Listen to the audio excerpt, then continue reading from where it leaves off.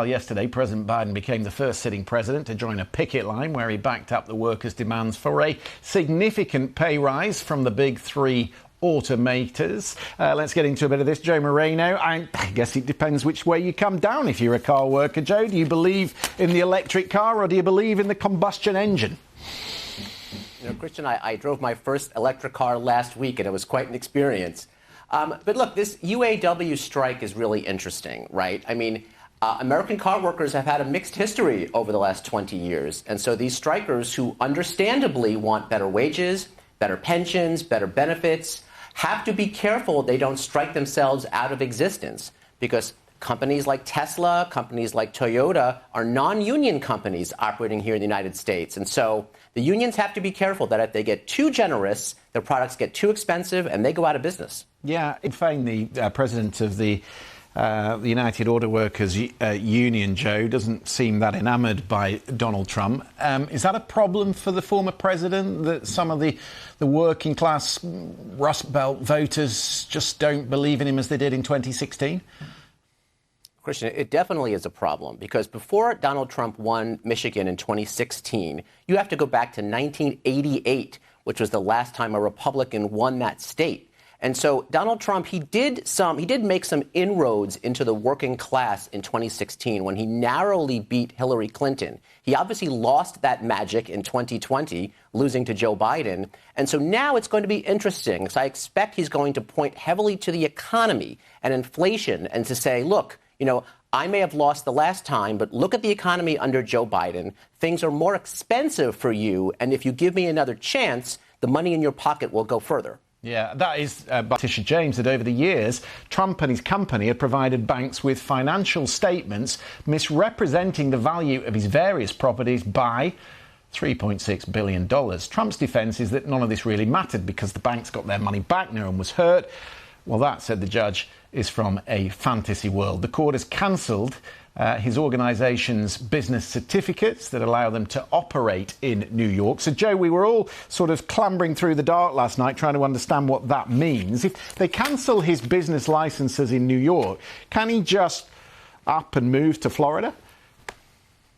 Well, Christian, that's most likely what's going to happen. The problem is that most of Trump's properties remain in New York, and so operating them from another state is possible, but a lot of the licenses he might need and the tax arrangements and other sort of policies that he has to follow could be difficult to coordinate from another state. And so I think you could see a very cumbersome future for the Trump organization, and more likely than not, I can see a lot of those properties being liquidated, spun off, sold, so Donald Trump can raise the cash he needs to go forward. Yeah, I was just going to say, I mean, you were almost talking as if the entity would still be there, but it seemed to me what they were saying last night was this would be liquidated much like a bankruptcy, right? So, I mean, can he move the capital and the interest from those companies directly to Florida, or is that not allowed under the law?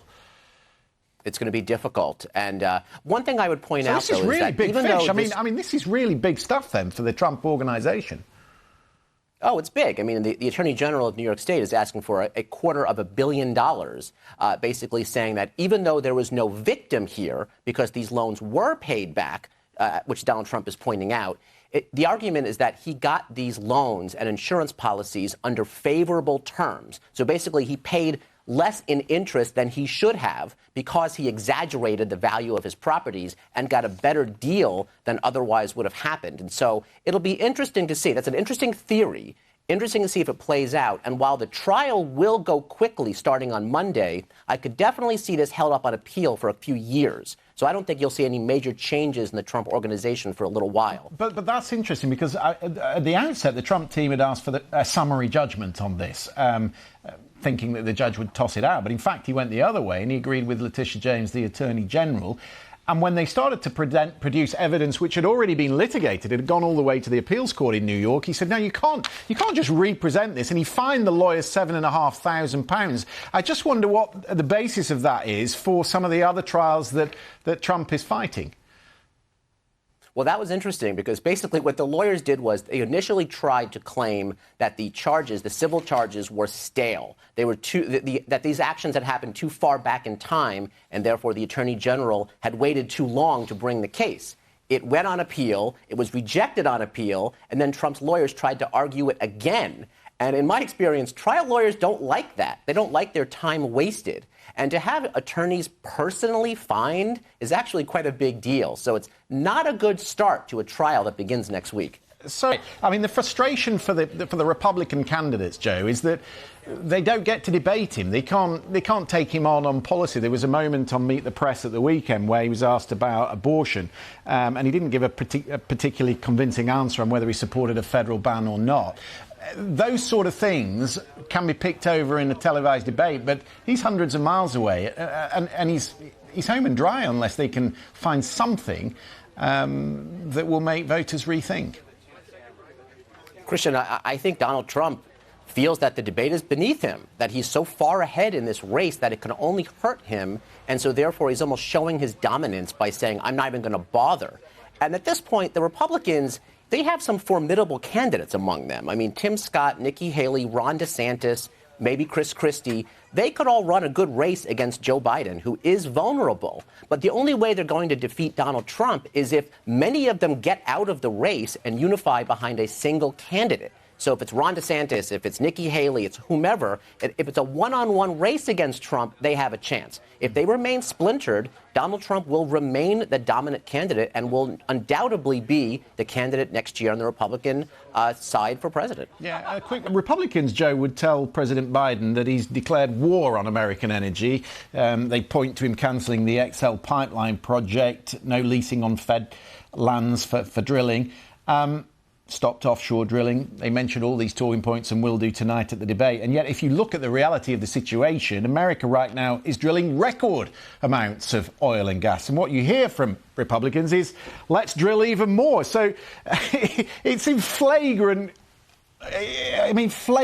to opposition to every scientific study we hear.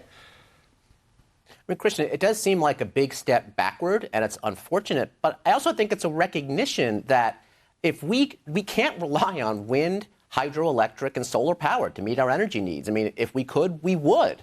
And so I think unless people are willing to embrace something like nuclear power, I think, unfortunately, to keep oil prices down, more drilling is necessary. And you're going to see, at least in American politics, oil will probably reach over $100 a barrel approaching next year's presidential election. And Donald Trump will say, under me, the cost of a gallon of gas was about $2.50. Now it's approaching $5. And American voters, they see that. So I think there's going to be a lot of pressure to keep drilling until we find another way to heat people's homes and fill up their gas tanks and otherwise kind of provide the energy that they need. We'll be right back. Welcome back. In the past decade, 10 US states have given parents an option on school choice. If they choose, they can opt to send their children to private schools, and in return, they will get some tax relief to help offset those fees. That gives countless families, says Joe, particularly those who live in inner cities with underperforming schools, the chance to attend a private school. Makes it more affordable. But this side of the pond, the opposition wants to go the other way. Labour say they will add VAT to private school fees. Tonight they've said that they won't be stripping schools of their charitable status, which means they will still be entitled to 80% relief that they get on business rates. But the change on VAT could raise around $1.5 billion in additional revenue. The Daily Mail doesn't like it. They say it will unfairly punish the smaller independent schools. So all this is a good one for our panel. Joe supports it, and since leaving Parliament, Justine has campaigned for social mobility and equality of opportunity. So let's see how they view it. Joe, why is offering parents a choice and a tax break a good idea? Well, Christian, it's an amazing trend because just 2 years ago, there were no states that had adopted a statewide school choice program. Now we have 10, and Texas is about to be number 11. So it's clearly a trend in that direction, which is the idea is to give parents some choice and to implement some competition in the education system. The public schools have had basically a monopoly over the system because the public school unions are very powerful in this country. They give money to politicians. Politicians, in exchange, protect the public school system. And what that means is that parents are forced, if they want to select schools that have different academic priorities or smaller class sizes or different sports options, to pay out of pocket. So they're basically double paying. They're funding the public schools, then they're paying out of pocket for private schools and not getting any relief. So at least in at least the 10 states that have adopted this, they're providing parents some choice to pick the schools, not that they're forced to go to, but that are best for their children. But if you give tax breaks, Joe, to the wealthier families who disproportionately want to send their children to private schools, don't you deprive public schools of the funding that they need to raise their standards? Well, several of these states have means-tested voucher systems. So if you the more money you make, the less benefit you're going to get from this program, which means that it benefits those who make the least amount of money and therefore have the least amount of choice under the current system.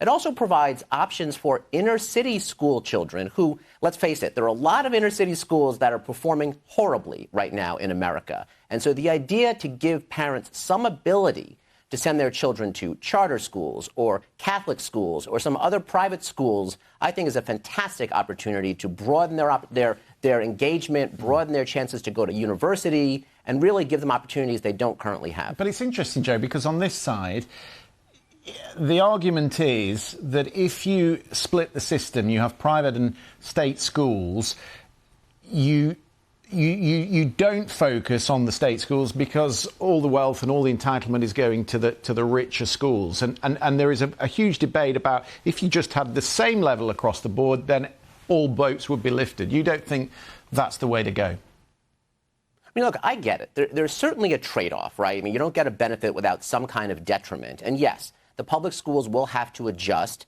with less money, possibly fewer teachers. But let's face it, I mean, I think competition is a good thing. And I think that, if you have different restaurants, you're not forced to go to the same restaurant. You have the options to go to whichever restaurant you choose. And if a restaurant is not good, it goes out of business. So the public school system that's propped up by the tax system, a bad public school just goes on in existence without any ramifications. And so I think this injects a different level of competition into the system we've not seen before in this country. And the fact is only 10 out of 50 states are doing it. So let's give it 10 years, and then we'll see, in fact, if those benefits do originate, do come from the system. And if it's bad, maybe we have to rethink it. Just we could talk about that more, but we can't because it's time for the panel. In fact, we've been so squeezed by that, Joe, that we're just going to crack straight on. I want to talk, actually, because we talked about Trump's legal problems. What about Senator Bob Menendez on the Democrat side, indicted and accused of accepting $500,000 in cash, gold bars, a Mercedes convertible? It's all pretty egregious, the stuff that he's accused of. But you think the Supreme Court has made it difficult to prosecute such cases. Why? Christian, so we have seen some high-profile political corruption cases in the last 10 years. Unfortunately, the Supreme Court has narrowed the concept of what constitutes bribery with respect to federal officials. It has to be an official act in exchange for something of value. And so we've seen in my state of Virginia, Governor Bob McDonnell get basically his charges thrown out. We've seen Senator Bob Menendez, charged already once several years ago, have his trial go to a hung jury. And so obviously we need better laws to police our elected officials, or we need better ethics rules in Congress where they police their own members, because I don't think that any of us want our members of Congress accepting hundreds of thousands of dollars of goods from constituents in exchange for favors. And so while Senator Menendez, who should be presumed innocent, but if he does mount a successful legal defense, I still think we need better ethics standards in this country because, frankly, it's an embarrassment. Oh, we could do so much on ethics on this side, couldn't we, Justine? But we only have 50 seconds left. Tell me about Cathy